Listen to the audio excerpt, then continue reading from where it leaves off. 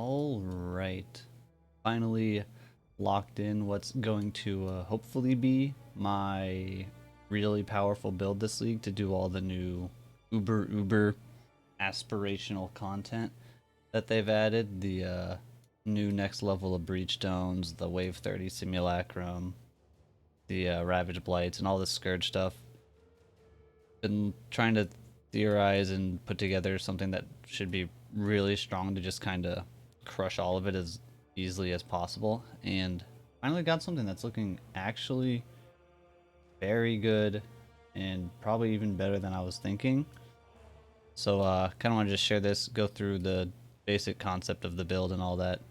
It's just a POB. I don't have the character yet. I'm on SSF. I got a lot of gear farming to do.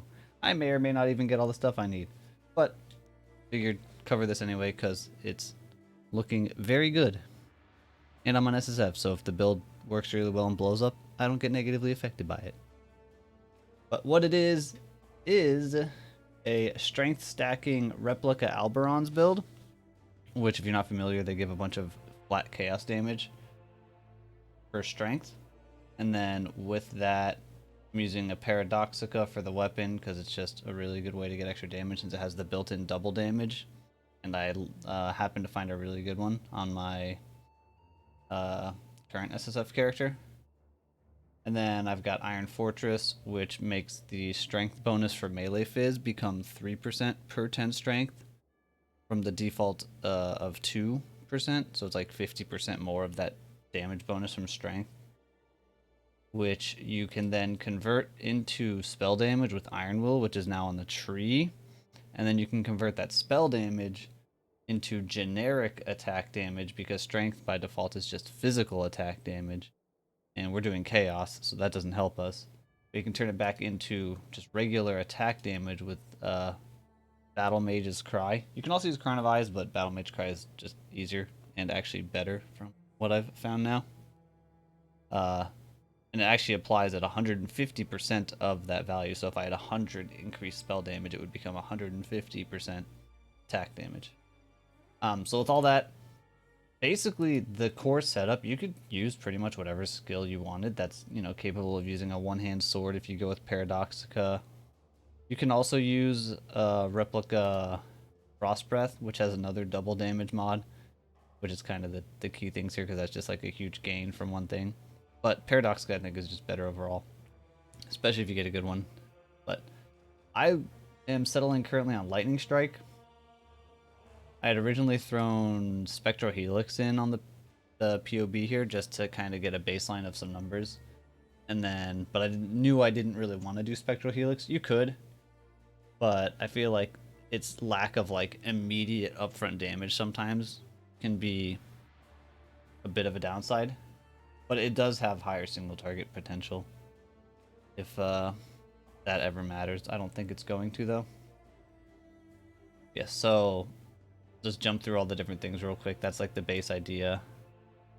It's a strength stack. You can see this has 1700 strength right now. It's a Scion, Ascendant. I've picked Raider and Berserker. Raider gives you a good chunk of speed. It gives you phasing, which is really nice to have, and it gives spell suppression, which is pretty key because actually with the pretty endgame level of gear, like the gear I have in isn't necessarily perfect by any means, but for SSF it's probably a lot of close to best case scenarios. This character actually has 100% spell suppression chance, so you've got full spell suppression, and then yeah, all the speed, and then on the other side we've got Berserker, which just gives you another big chunk of damage. You get Rage on hit, which will just give you more damage and speed. Leech if you've killed recently, which I don't know if that's going to matter too much, because I don't think I'm going to need Mana Leech, and I should be able to get Attack Leech from any number of other places. But it also gives stun immunity. So we've got phasing here, we've got stun immunity here, and a bunch of damage and speed. And then the other thing with Berserker is that you really want Marauder, partly just because you get 40 strength, and then you get to start from the Marauder as your secondary start, which is really good. So from the Scion side, kind of just jumping through the res nodes here. Melee res is really good since our items are going to be tougher to get some on, because one, we're using a lot of uniques, and two, the stuff that aren't uniques have one or more like strength rolls, which are eating up suffixes where the resists go. But then currently grabbing through the Scion life stuff up to get Iron Will, which is a key part. Like if I take this off, the damage just plummets because that's where we're getting a huge chunk of our percent increased damage. I've got this wheel right here for berserking. This is mostly to get the attack mastery, which gives attack damage per 16 strength, which you can see if I hover over it here, it's giving about 8% for that mastery. And then the attack speed and the rage stuff is going to be pretty good since we are generating rage. Go to the side here, we've got Mage Bane, which is giving us a good chunk of spell suppression, because we actually do have like 250 dex right now. Some life nodes, and then we're pathing over here, more spell suppression stuff. I've got my one stat conversion jewel to turn a bunch of this dexterity into more strength. And then going up into shadow, getting some crit nodes and life and all that. Down through ranger, same deal, life and spell suppression. Some sword crit, some regular crit. This is just a lot of the damage over here. And then from the Marauder start, we're getting a bunch of our life. We're jumping through some more elemental res. And also, a reason why this is really good over here is because we put a lethal pride in this socket. We're not using the lethal pride for any keystones or anything. It's just for hitting a bunch of notables, which currently there's only 4 hit. Like, I could probably tinker with the tree a bit if I got one that, say, you know, had good mods on all of these and also had one like here or here. You can pick those up because there can be really good ones that make it worth it. But currently it's hitting 4 with the option of like 6 notables. And then the lethal pride just gives a bunch of flat strength because every small stat node gets +2 and every small non-stat node gets +4. More of our life, we're getting our strength wheel, obviously, percent attributes. Some more crit. We've got instant warcry for that battlemage cry. And we've got this warcry wheel here for the 40% warcry buff effect, which results in us getting even more spell damage as attack damage scaling when we use the battlemage cry, which you can see in the skills. Or let's do the gear first. Go through the rest of this. Paradoxica, again, it does attacks deal double damage. The most important thing to get on one would be an attack speed suffix. And then I don't know if there's any prefixes that do anything really other than the Chaos Pen. I would have to look at them, but Chaos Pen is going to be the best. Like attack speed plus Chaos Pen is the ideal here. Our offhand is Red Blade Banner. This item actually has no strength on it, but it has Warcries have infinite power, which one means you can always get that max effect on the Battlemage Cry because that the buff makes increases and reductions to spell damage apply to attacks at 25% up to 150. So if you got like only 5 power, which is like 5 white mobs, you would only have 25% of your increased spell damage apply to attacks. Whereas if you always get max power, you would get 150. And if you're in big packs of mobs and you always hit it as you're inside a big pack of mobs before you kill it, then sure, you can get that 150 normally a lot. But like on a boss, for example, a boss only gives 20 power for a Warcry. And to max this, you need 30. So anything that's a single boss, you just wouldn't be able to hit max. But with a shield, you're always max because it just has Warcries have infinite power. So you don't have to worry about being near enemies. You just press the button, you get the full effect of the buff. Always, every single time. And that's particularly key because now, so with 1700 strength, for example, that means, again, remember, every 10 strength is basically 3% spell damage because Iron Fortress is adding that. So at 1700 strength, we're getting 510% increased spell damage. So at a full power Battlemage Cry, you would take that 510% spell damage, multiply it by 1.5. But actually, we go even higher than that because we have 40% increased warcry buff effect. So the buff by default is 150, increased by 40%. Of that, it becomes a 210%. So the 510 increased spell damage actually becomes over 1000% increased attack damage. And since we're using the shield, it's always going to give that much. And it's always, like, you don't have to worry about being at enemies. You're always going to get the full power. It's just super convenient. On top of the warcry being instant, you just have to press it like every, I think it's like 12 or 13 seconds is how long the buff lasts with increased duration. So this both is giving us, like, in practice, it's giving us more damage. In theory, you could get this amount of damage without it. You would just have to perfectly use your warcry in the full pack of mobs every time. That's just not going to happen, and it's annoying. But so in practice, this gives us damage, and it's just convenience. Next thing is the helmet, which the big thing here is this elevated Warlord influence mod, which the regular Warlord mod gives gain accuracy equal to your strength, which is on its own very good because that basically just caps out your hit chance. You're good to go. The elevated one adds 1% crit chance per 10 strength. So on this character, that's 170% increased crit chance. That's a lot. Ideally, obviously, you're also going to get a flat strength roll. I put a life roll and some res on this one as well. But the big thing is that elevated mod. The body armor, again, you're getting that bonus damage because your strength damage bonus is increased. What you're also gaining is a bunch of strength, not quite as much as a rare body armor, because a rare body armor can have some percent strength rolls and stuff. But it has 125, that's a lot. And 1% chance to block attack damage per 50 strength. So we're not even invested in block anywhere else, really. But this character has 64% chance to block right now. So, again, remember, we got spell suppression, 100% chance spell suppression to deal with spells. 64% chance to block attack. So we're pretty covered on both, actually.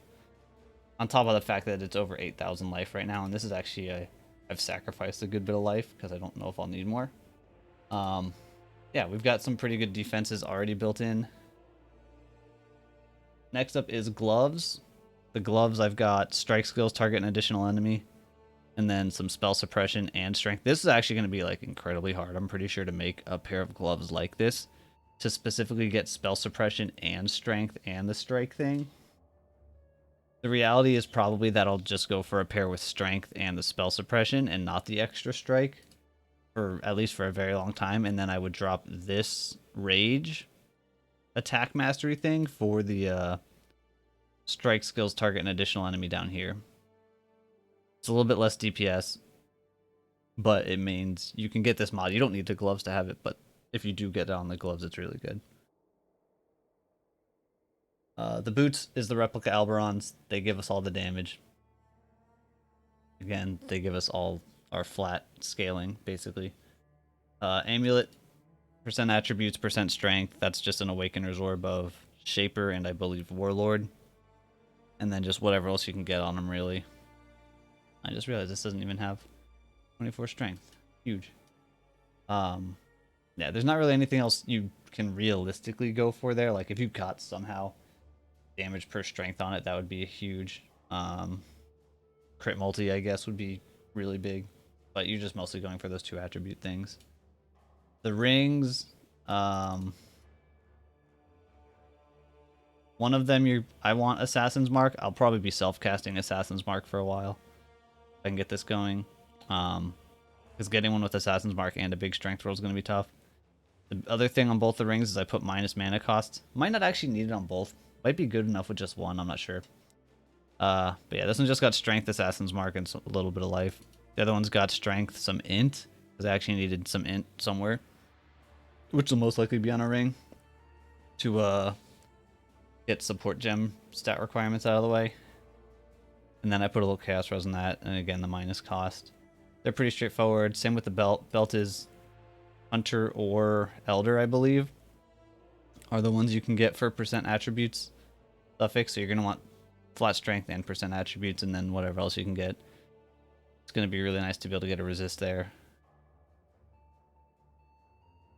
And all the jewelry is using attribute catalyst for more strength and whatever other stats. That's all the gear. For the jewels, I've got that Lethal Pride I mentioned. I put in some rare jewels. The best stats are definitely going to be attack speed and crit multi for damage. Attack speed rolls might actually just outright beat crit multi. Although I don't know if there is another attack speed suffix. It would be the attack and cast speed, I guess. Either way, yeah. The inertia jewel, that one that was transforming some dex into strength. And then I also have a replica conqueror's efficiency, which I feel like is going to be really good because, again, we need some minus cost of skills. And this does also have +5 max rage, which means in any situation we're actually hitting the cap, which with this current setup is actually 65 rage, which might take a really long time to build up to that. I don't know if the +5 max will do anything, or if the -9 will be needed. Maybe I could drop that. I don't know, but that's what I've got in there right now. It'll be good to start with in any case. Yeah, so that's all that gear. And then the skills themselves, I've got lightning strike. So the thing about this lightning strike setup, because of that extra strike where you target one additional enemy, what you can do with lightning strike on a boss is I can aim at the ground next to a boss. If I don't know how the distance works exactly, but I'm next to a boss, I lightning strike the ground. That lightning strike shoots a projectile that hits the boss. But at the same time, my strike an additional enemy makes a little ancestral dude that hits the boss with a melee. And the melee and the projectile hit should be, yeah, they're very close. Projectile's a little bit higher. Probably because I have some projectile damage somewhere, but they're pretty much the same. You can kind of assume in the best case scenarios that the actual DPS is double what's listed here. And then you can see the support gems. I got Void Manipulation, crit damage, crit strikes, multi-strike, added chaos. Might toy around with these some. This is one of the parts where like it's not fully as kind of padded as it could be, because I don't think I'll have Awakened Multi-Strike or Awakened Added Chaos, or Awakened Void Manipulation for that matter. Maybe that won't be a thing either. But if you were to be able to get all these Awakened Gems, it's actually a pretty big damage jump, at least on the POB. It goes all the way up to 10.2 million. But yeah, it's a lot of damage, because this is already over 16 million, 17 million actually DPS, and that's not even counting the tornado that's in the battlemage cry. So every time you hit the battlemage cry, you're gonna have that exert your melee attacks. It's gonna summon a tornado, which when this gets hit by the projectile part of lightning strike, it absorbs damage and it does damage. On my current Helix character, it does a lot of extra damage. I don't think it's gonna do as much on this character, but like if you're fully autoing into it, the tornado could add very well an extra like few million DPS. And then I got power charge on crit in here currently, just for boss charge generation.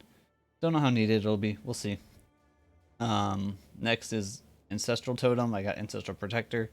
You can do Ancestral Protector and War Chief if you want to. It makes the numbers look better in POB because you have the extra buff. But the War Chief buff only actually affects the melee part.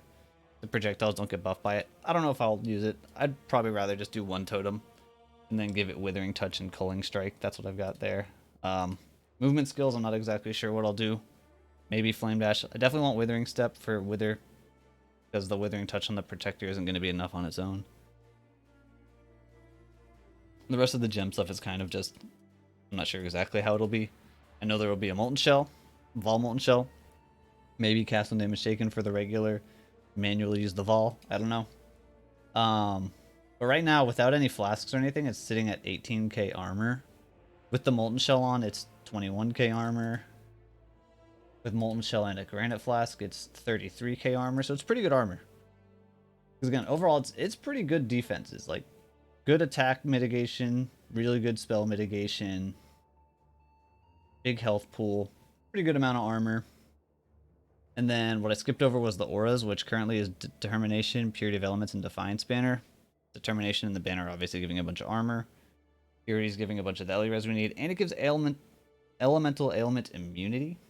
So that's kind of what rounds out the whole thing. On paper, I think this build looks really insane.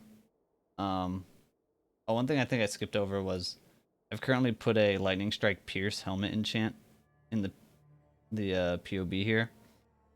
I may not have one of those when I get started, so which I would maybe have to probably just get these nodes and drop some damage or something in the meantime to get the pierce. Not a huge deal, but that's that. And then I have Anointed Heart of Darkness, just for more damage. There was a couple other ones. I don't remember exactly what all there was for Anoint, but there was a handful that were pretty close. But yeah. So recap. This character is doing anywhere from like, with this POB, with the current numbers, it's being pretty optimistic. Like, you might not always be at 15 wither stacks. You can safely say getting to 10 is pretty easy. You probably won't be at 65 rage very often, but say like 30 is definitely doable. Even with this, you're looking at 13 million, because double this DPS, plus these totems if they're alive. There's 3 of them potentially, and they're doing 1,000,000 DPS each apparently, which is insane to me. And then the tornado that could be adding another few million. So even with like lowering these numbers, it could still be pushing 20 million. Otherwise it could be pushing maybe even close to like 30. I don't know, but really high damage on paper. Really good defense, big health pool, pretty good armor. Spell suppression, attack block. It's got phasing. It's got stun immunity when you get to 25 rage. It's got ailment immunity. It's kind of just got everything you need. And then, yeah, it's pretty high gear investment. I don't know if I'll be able to get all this stuff on SSF. But if I can get all this together, I'm pretty confident that it should be able to do pretty damn well against all of the new, like, super ultra endgame content. And yeah, that's it. That's all I got for now. This was like my first draft of the POB, and usually as I iterate, if I actually get the character rolling at least, they tend to get like a little bit better as I think of and find more things. But this is a really good one for first draft, and hopefully I can get the boots because I'm really excited to try this. And if anybody else tries it, hopefully it works out well, because I think it's going to be a banger. But that's all for this one. Thank you for watching. Hope the video was helpful and informative and stuff. And see ya.